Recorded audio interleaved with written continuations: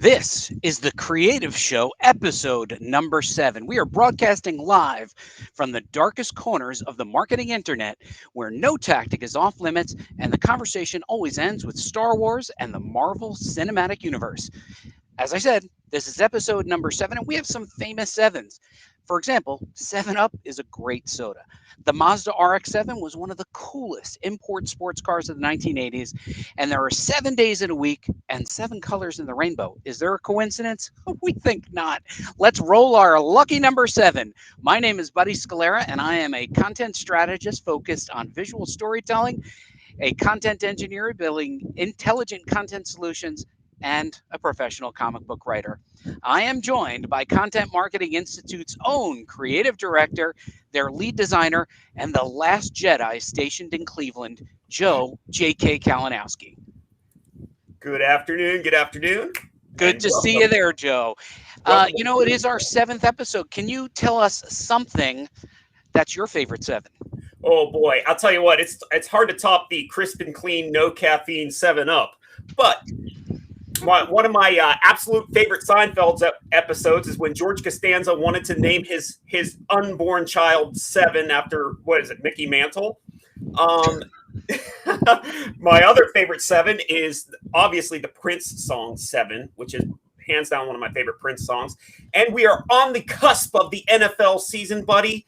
My quarterback, my team, Big Ben Roethlisberger, number 7 for the Pittsburgh Steelers. Wow, you brought your 7s today. Everybody, fasten your seatbelts. This is the Creative Show, and this episode is the Creative Toolbox. Roll the clip.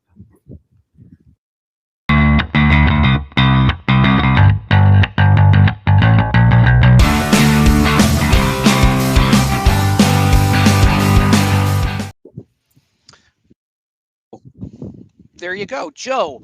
There are so many amazing creative people that are out there, both in our personal network and our expanded network, and the people who are listening. What is the one thread that unifies all of us together? Creative, baby. We're all creative. And the crazy thing is, it's not just being creative at work. They're creative in their everyday life. And that's what ties us all together. I think that's really true. Now, one of the things that we were talking about offline was the creative tools of the trade. And I want to know what your creative tools are. So today we'll be sharing our creative toolbox, both our historical creative tools and our current creative tools. I think I'm going to go first this time, Joe. I'm going to ask our engineer, Amanda, to pull up a slide that shows my creative toolbox. I'm going to pause for a minute and be quiet so that everybody can just take a quick look at this.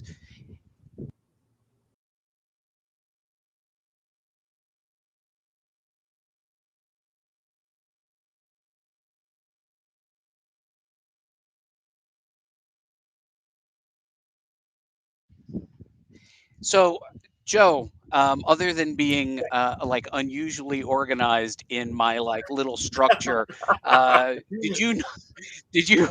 did you take away from some of the tools that I was showing there in my creative toolbox, and or were there any similarities between our creative toolboxes? Well, I believe there's. I mean, first and foremost, you are unbelievably organized when it comes to your layout for your organizing your toolbox. Because like my regular physical toolbox that's in my house to everything on my computer to on my desk, it's everywhere. So yes, buddy, I did notice a lot of similarities in especially your visually creative stuff. Photoshop, Dreamweaver, a lot of the stuff that we kind of our paths cross a lot. I mean, we've talked about it before. We've kind of worked on same projects together. One thing I did notice is I noticed that you had a lot of, as you go down the line, it's almost like a progression from creation and kind of like getting everything moving all the way down to your analyzing tools, where you have everything broken down to your analyzing tools and how you kind of keep an eye on what you've created and how it's working out amongst your audience. So what would you say out of your toolbox is probably your most important to you, or what's one of your favorites? Like from, you don't have to name one from each category, but what one do you think you rely on the most? It's funny. I'm a big Adobe user. And I also use a lot of TechSmith tools. Yeah, So, whenever I'm editing video or doing audio editing, I'm going to whatever tool makes the most sense. If I have heavy duty editing, it'll be my Adobe Premiere. If I'm sure. doing some lightweight editing, I'll do something like I'll record with Snagit and I'll edit with Camtasia.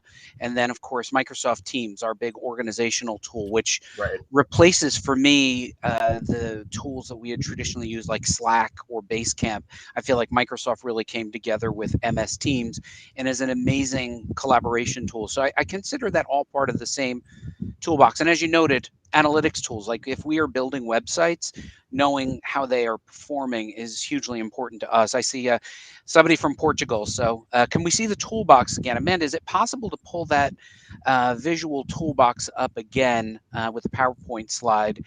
Because I think someone, yep, there you go. We're gonna show.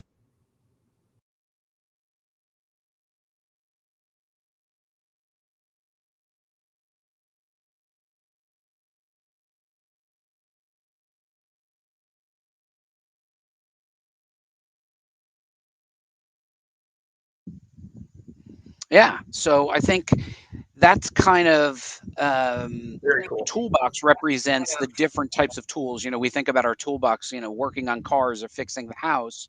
Um, Joe, what about you? What are Yeah. your most important tools in your creative toolbox? Well, like we were talking about, buddy, our paths cross a lot. I rely heavily on the Adobe Creative Suite. I've used it from the time uh, I mean, I was using all this PageMaker way back in the old school days, Quark Express and all that stuff. And then once Adobe really kind of consolidated their design programs and realized how much it was important to make all of their programs like cross reference. You could pull something from this one directly into another design program. Very important. So that's Illustrator, Photoshop, InDesign, Premiere, Dreamweaver. For my font management, I love using Typekit. And, because Adobe fonts have just a plethora of fonts, free fonts for Adobe users. I use, obviously, like you, TweetDeck, you know, a lot of the stuff that I use for my socials, I love using TweetDeck when I get on my Content Marketing World chats and stuff like that. But you hit the nail on the head, and the one that I forgot to mention or mark down on my list, but you were so right, is Microsoft Teams. Yeah. Uh, we use it at Content Marketing Institute, and it is a lifesaver. It has really, a lot of us work remote, and I believe you have a lot of team members that work remote as well, especially Yeah. through the pandemic. But even before, we were very remote. So a program like Teams, they really kind of got it together for the calls, the meetings. So it really kind of made truly made our Content Marketing Institute team a little bit more focused and together, because we can really share projects, share documents, and get on calls. I mean, you can call each other right through it and stuff. Yeah. I know it sounds like a commercial for Teams right now, but I love it. It's just fantastic. Yeah, I But use it in my real life as well. And I tell you, the one thing that really amazed me was the integration with Adobe. And I think, I also used Aldus, and then I was yeah, a user of Macromedia, DreamWorks, and Fireworks. And just the other day, I actually edited a video, which is in the Comic Book School YouTube channel, where I had to drop audios because it was playing background music and I didn't want this copyrighted music. So it did a quick search and it said that if you use Audacity, so it opened up the audio in Audacity, it edited the audio, I ran a filter, and then it brought it right back into the timeline in Adobe Premiere, which was amazing. So like I said, if I'm going to do a heavyweight edit, I'll probably go into Adobe. When I want to do a right, quick cuts and just titles, I will often do that in Camtasia because I'll just be more inclined to open something that's lightweight, doesn't take as much RAM, sure, doesn't take as long to open, right? That those two Adobe tools can take a long time to open. right. Quickly export and I'm done. And I think, you have to have the right tool for the right task. Right.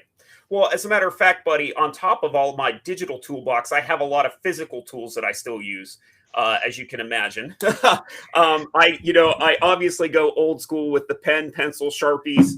One of the big ones that I'm a big advocate for are field notes books.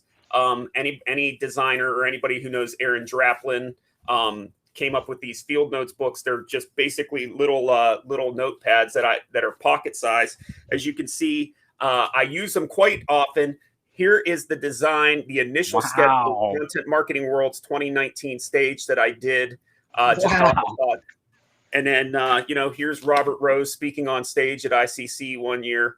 But then also, I go old school. I go books, like I have a library right over here of, just any kind of books, any reference, visual reference stuff, any books I pick up at yard sales or anything like that are visually inspiring to me. My wife is eventually going to make me move out because I'm slowly taking over the house with with making it my library and basically my toy cave. But we'll get through that. So, Joe, I have to ask you, what is one tool that you have had longer than other that you still utilize, but is still before the digital age? Oh my gosh. Are you ready for this? I can't wait. This is my Tsquare that Wow. I bought in 1993.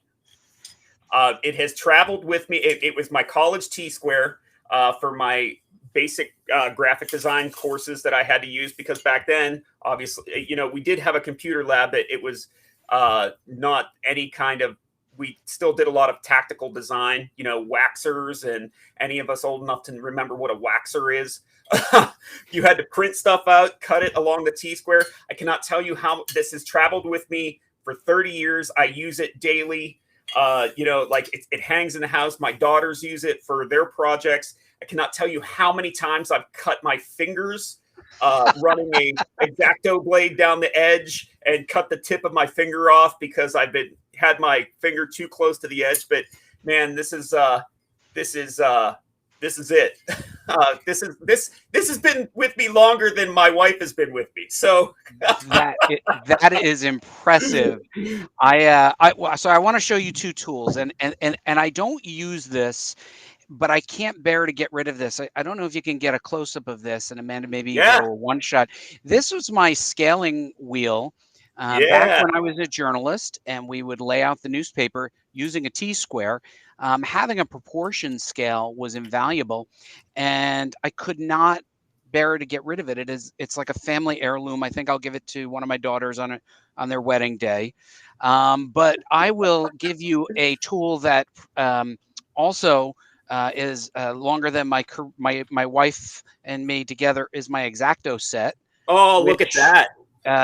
it looks as new as the day I got it, because like your T-square, these things were extremely well made Yep. and have traveled with me through every place that I've ever lived, and I do use it all the time. It's still on my desk, although the actual hinge itself has broken with a little bit of duct tape. As you know, duct tape fixes everything. The It's fish still ball.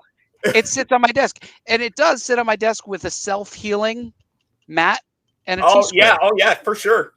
Yep, my healing mat's upstairs. So it's amazing. You know what I love about it, buddy, is the fact that here we are 30 some years later, and I see my kids using my T-square. It still hangs at a public spot in the house where everybody can get it, a community spot, and my X-Acto blade. You better put it back in the right spot, right? Exactly. We cannot lose that. Like if the house is on fire, I'm going back for the T-square.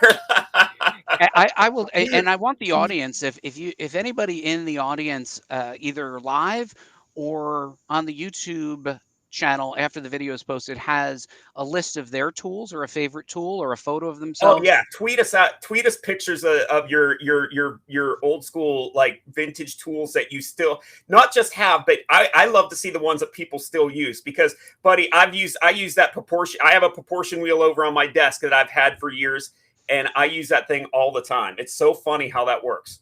Yeah, when you would get an image, a photograph, if you remember, on the back, you'd put the percentage reduction, and then you'd blue line the back so that the printer knew where to crop the photo, and then you get the crop and scale. I mean, in order to lay out a paper, you actually had to do math, if you Yeah. remember.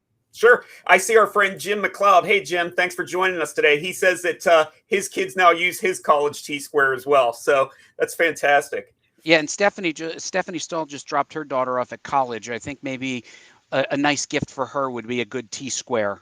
Exactly. Yeah, Steph, So it's a gift that keeps on giving. it's a gift that keeps on giving. So, Joe, it looks like it's time for one of the best parts of our show. And there was a reference to your toy cave. Everybody should know that just about every week, Joe finds a reason to bring home something awesome to his office. And we call this part of the segment, What's in the Box, Joe, because you usually bring a box home. So, Amanda, you want to pull up that graphic and give us the What's in the Box? There you go. So, Joe, what do we have in the box today? There you go. I can see your face that's in the box. Yeah. So for the audience that can't wait to see, what did you bring home this week? Okay, so this week it's audio, buddy. This week we're going to talk about audio. It's normally we talk about something visual or something I may have designed or something, or like new tattoos, which I told people that I'd show off on the stream today.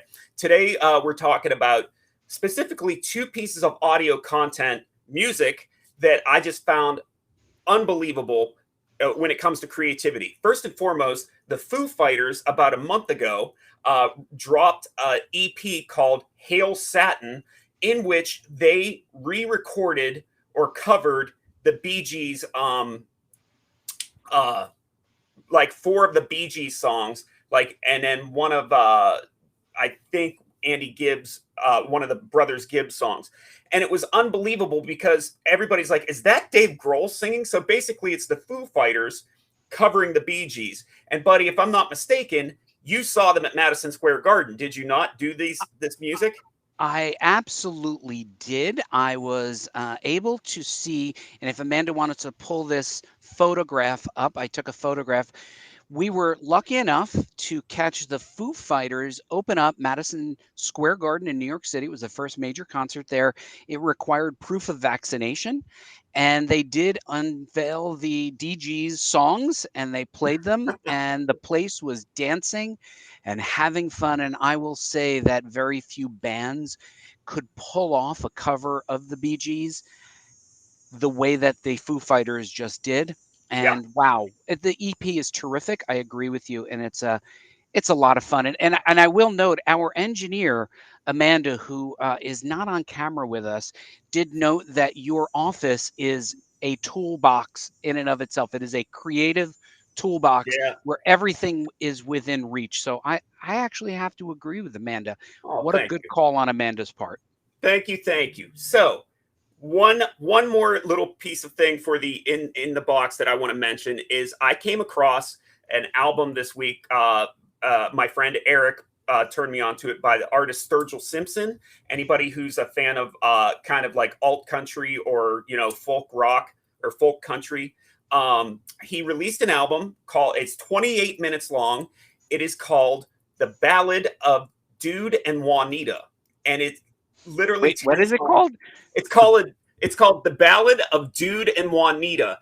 Amanda, if you can pull up the image, I put the 2 EP covers up, or the EP cover and the ballad album, so people can kind of relate to what we're talking about. Yeah, there it is. Okay, so basically the Dude and Juanita is an album that's like I said, it is 28 minutes long. It's about 10 songs, starts with a prologue, ends with an epilogue, and it's a wonderful album that just tells a narrative. It's a story that starts with just like chapters in a book. Now, the greatest thing is you can listen to each and every song in and of itself. You don't have to refer back to the other stuff because every song is wonderful.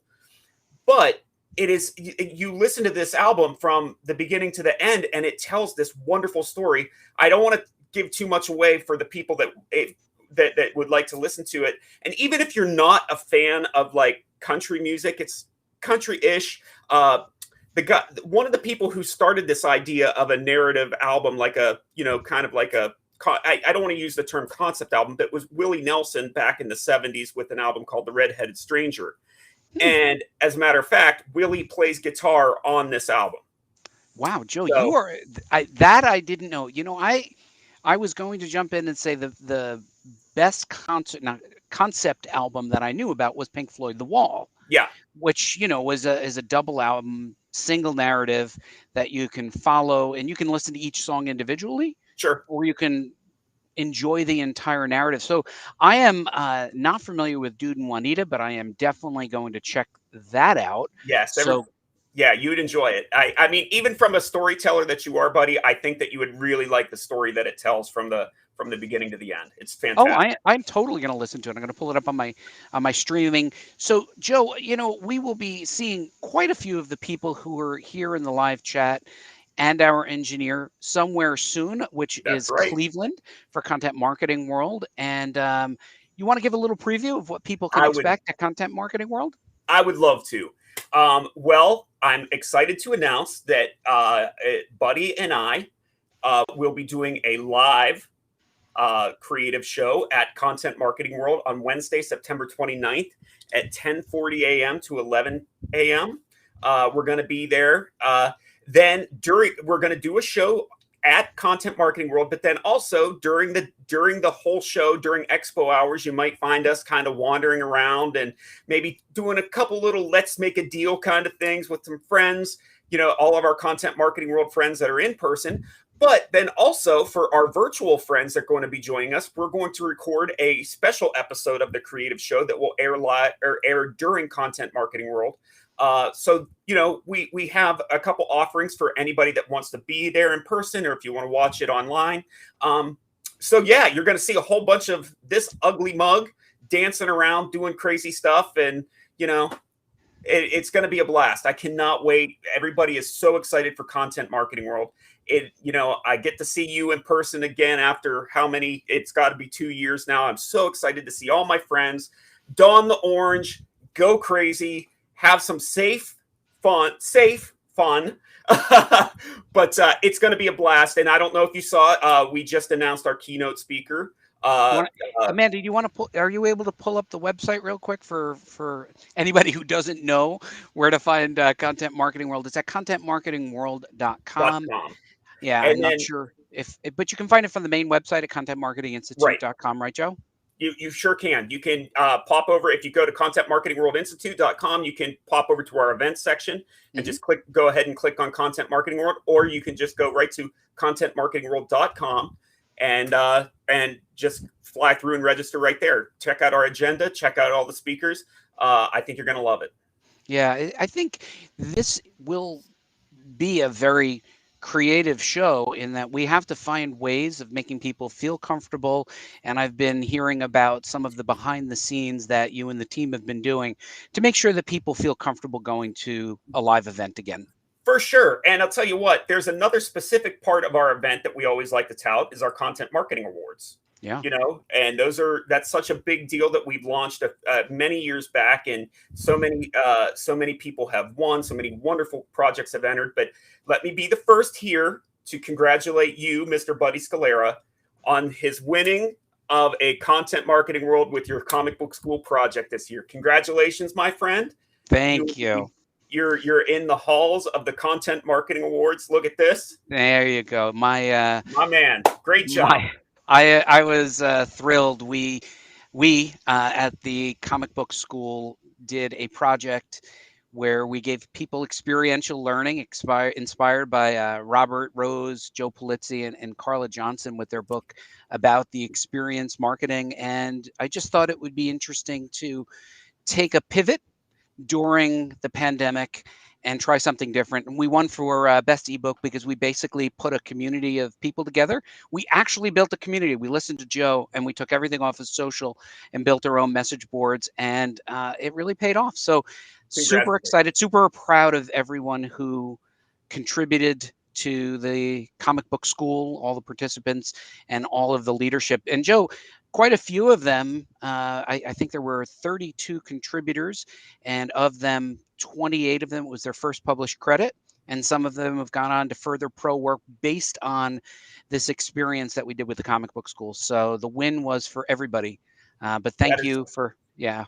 That is incredible. I'm so proud of you and so proud of your team and everybody that put that together, buddy. It was fantastic. It's a fantastic book.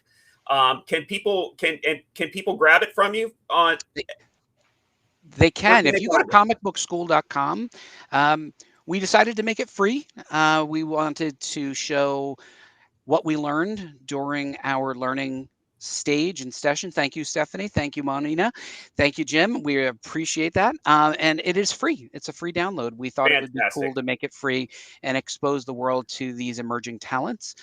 So you can get all of them. And the best news of all, it has led to our second one. So we are actually in production with our second anthology and are going to make it an annual project so that we expose new talent to being published and what that experience is. And actually the community has taken it over, Joe. And just as one more quick note, many of us met for the first time at a convention in Long Island. I quite literally had never met most of these people. We all met on our message boards and joined from my newsletter. And wow, it was super cool. So we're really, it's going to be a special show for me, Joe. Every year watching people win awards, I would go, one day I want to win one of those. And so look at it this way. This year you get an award where you're going to be bouncing around from room to room doing some cool stuff with us for CMI. And we're going to do the creative show live, buddy. How fun is that? It is pretty fun. I understand that Stephanie will be providing donuts. So I think overall, donuts and I think we got a group. I think Stephanie's got a Groupon for tattoos for us as well. Oh, well, I think I know a guy. Oh, do you? Real quick, while we have time, what can you just show us? I don't know if you can see it. I got the Death Star on my elbow. I got a little Stormtrooper helmet. I got, it's kind of hard to show it, but I got a big Darth Vader back there. I got some TIE fighters, all in the Alphonse Mucha style of art. Kind of matches what I have going on here. And yeah, so that's what I did over my vacation, buddy. That's what you did. So it's a good thing. It's a good thing you got the Groupon. It's going to be amazing. That's right. Real quick, Joe, where can they find this podcast and all of our back episodes if they want to get caught up on this? Oh, for sure. They can pop right over to contentmarketinginstitute.com. And if you click on that little tab that says shows, it'll show all of our shows, our live streams, and all the shows that we have going, especially the creative show, right there. And you can click and it'll take you right to the YouTube, directly to the YouTube channel. It'll show you all of our past episodes, including the current one. You can find us on Facebook, on CMI's Facebook, and LinkedIn. You'll see a post with this video as well. So, but the library is definitely on Content Marketing Institute, and just click the shows tab. And then you can find me at you can find me at JK Kalinowski on Twitter, and like I always say, roaming the halls of Content Marketing Institute. How about you, buddy? You can find me at Buddy Scalera at all places and at Comic Book School at all places. And I want to thank our engineer, Amanda, who has joined us. And you did a great job with the show. Way to go, Amanda. Yeah, she did a great job. We are really looking forward to seeing all of you. And thank you, our dedicated and loyal audience, for joining us every month. And we'll see you again in a month for the creative show. Yeah. Have a great weekend. Take care, everybody. Bye-bye now.